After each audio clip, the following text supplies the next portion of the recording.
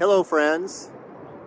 2020 was quite a challenging year. And as an organization and as a society, we all worked through many issues and obstacles. One of the highlights for the year for me was gaining a better understanding and realizing the absolute need to make sure that we have a diverse, equitable, and inclusive workforce, workplace, and society.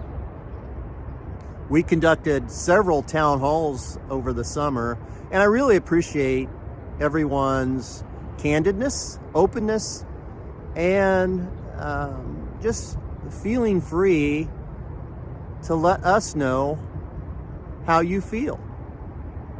And one of the outcomes of that was to highlight diversity, equity, and inclusion at a greater rate. And with that, I'm excited to announce DEI Weekly. It's going to be a time where we lift up a person, lift up a program. It might just be a quote, or it might be good work being done. But we're going to take time each week and lift up something around diversity, equity, or inclusion. And this is our first installment. I think it's fitting that it is on the birthday of Dr. Martin Luther King Jr.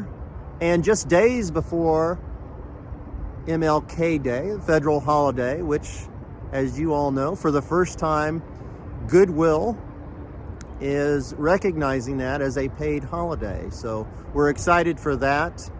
And I'm excited to be here today for our first installment of DEI Weekly at the Dr. Martin Luther King Jr. Park here in Indianapolis, just off of College, north of 16th Street. And actually, I am standing right next to the Peace Memorial. And this location is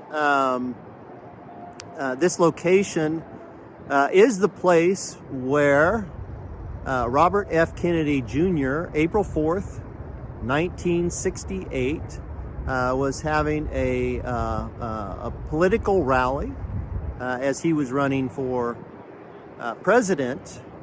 And instead of addressing the crowd wanting to hear about his policy or about his ideas for the future of the country, he sadly had to let the folks know in the audience of the horrible assassination of his friend, Dr. Martin Luther King Jr.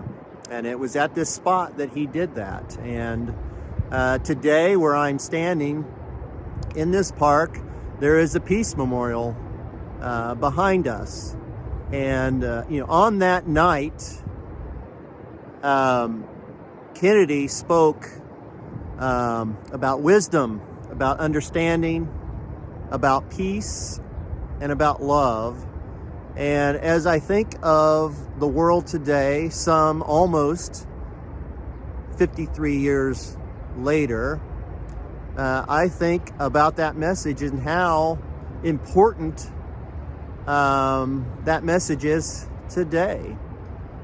So I hope if you get a chance to stop by this park someday and reflect and appreciate these two great peace leaders in our history right here in Indianapolis.